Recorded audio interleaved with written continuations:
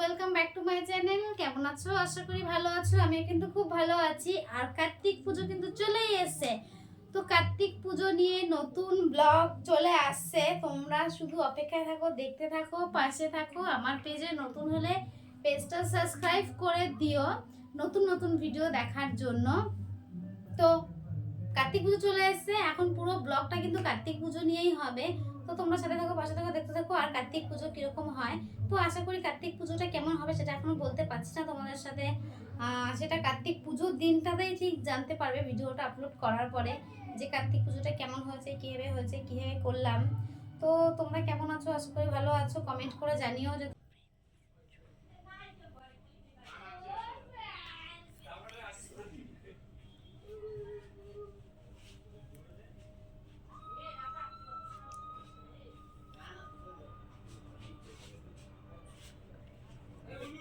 এটা খুলে দেবো।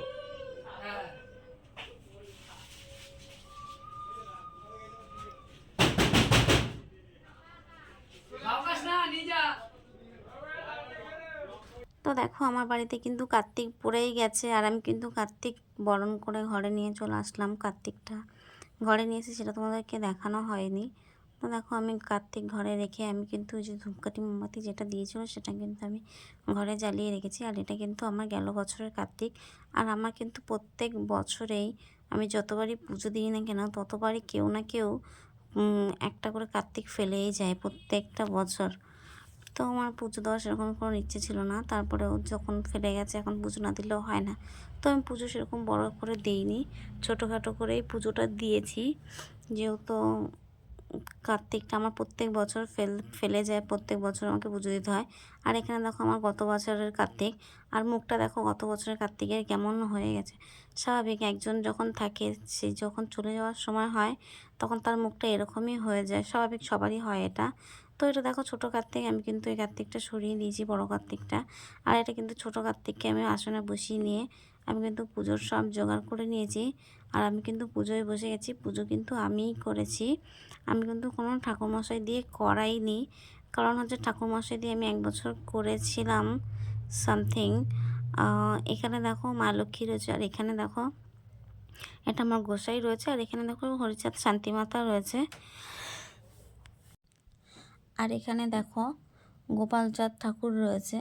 তো ব্রাহ্মণ দিয়ে দেওয়ার ইচ্ছে আছে, একবারে দিয়ে দেবো ব্রাহ্মণ দিয়ে। প্রত্যেক বছর পুজো দিয়ে প্রত্যেক বছর এরা ফেলে যায়। তো আমার মা লক্ষ্মীকেও দেখো তোমরা, মা লক্ষ্মীর ভিডিও তো এর আগেও আমি পোস্ট করেছি। তো দেখো আজকে আমি কিন্তু সবাইকেই ভালো করে সাজিয়ে আমি কিন্তু পুজোটা দিয়েছি। আর পুজোটা আমি কিন্তু নিজেই দিলাম, ব্রাহ্মণ দিয়ে আমি দিইনি পুজো। তো এখানে দেখো আমি খুব সুন্দর করে সাজিয়ে নিয়েছি। আর পুরোটা কেমন তোমাদের লাগলো একটু কমেন্ট করে জানিও। আর আমার ভিডিওটা শেয়ার করে দিও, আমার পেজে নতুন হলে পেজটা সাবস্ক্রাইব করে দিও। আর এখানে দেখো আমি এই শাড়িটাই পরেছিলাম, সেরকম কোনো মেকআপ না, সেরকম কোনো সাজুগুজু কিছুই করিনি, নর্মালি ছিলাম, নর্মালি পুজো দিয়েছি। আর এখানে দেখো আমি কিন্তু পুজো দিয়ে দিয়েছি, পুজো আমার হয়ে গেছে। আর আমি এখানে প্রসাদ নামিয়ে নিয়েছি।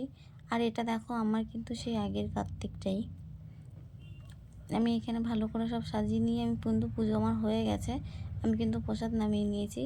আর আমি প্রসাদ নামিয়ে আমি কিন্তু প্রসাদ সব থালাতে আমি সব প্লেটের মধ্যে সাজিয়ে নিয়েছি। তখন দাদাভাই বসে রয়েছে। আর এখানে দেখো আমি প্রসাদ সাজিয়ে রেখেছি। আর এখানে দেখো আমার প্রসাদ সাজিয়ে রেখে আমি কিন্তু বসে আছি।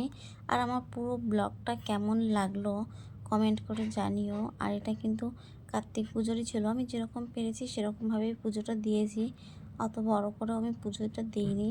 ততক্ষণ তোমরা সুস্থ থাকো, ভালো থাকো। পরের ভিডিওর জন্য টাটা।